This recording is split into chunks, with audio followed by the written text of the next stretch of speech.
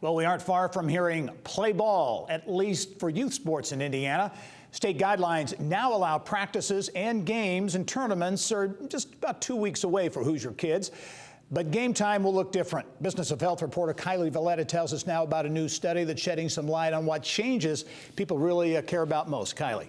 Thanks, Gary. Grand Park in Westfield, one of the largest youth sports complexes in the country, and the IUPUI Sports Innovation Institute are partnering on a nationwide survey that asked parents, coaches, players, and administrators what changes need to be made at facilities for them to feel safe. Should grandparents be allowed to come in? Should teams sit in dugouts?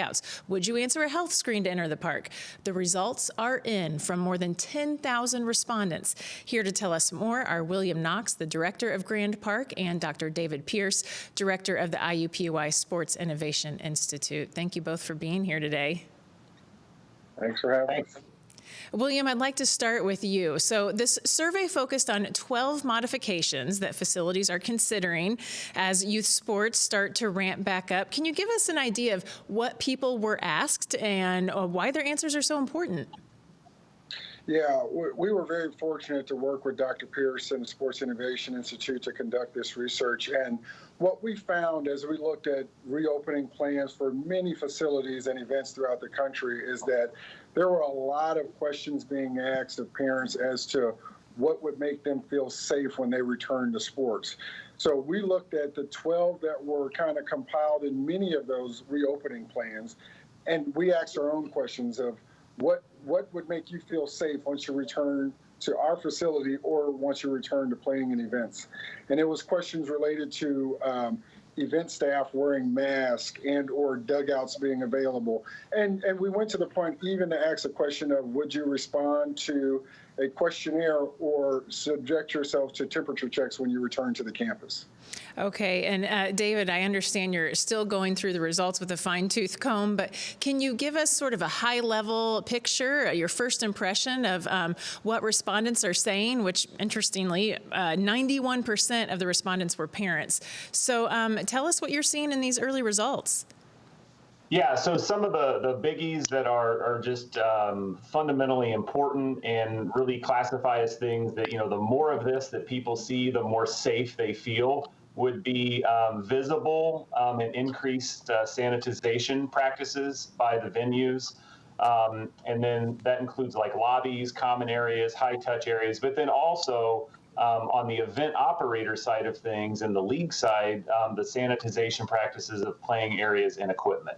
So both of those things were kind of ranked 1 and 2 in terms of those being things that the more people see, the more comfortable they feel. And then not too far behind that was seeing others engage in social distancing practices.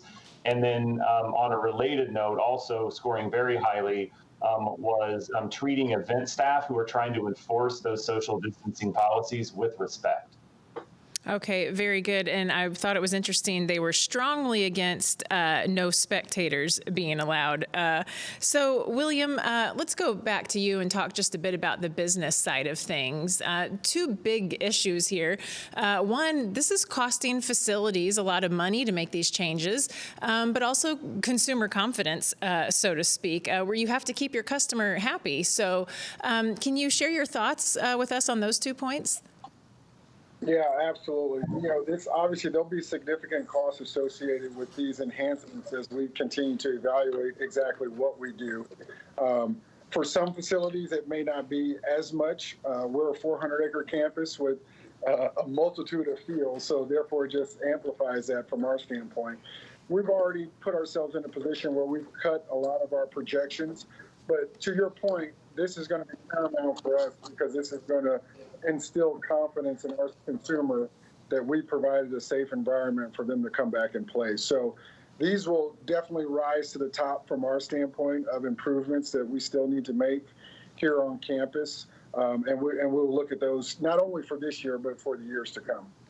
Okay, and David, we talked a little bit about this off camera about how these results are so important from huge venues like Grand Park all the way down to small town little leagues all throughout the small cities and areas in Indiana. So how do you get these results out there far and wide so that everyone can see them and make these decisions about what to do?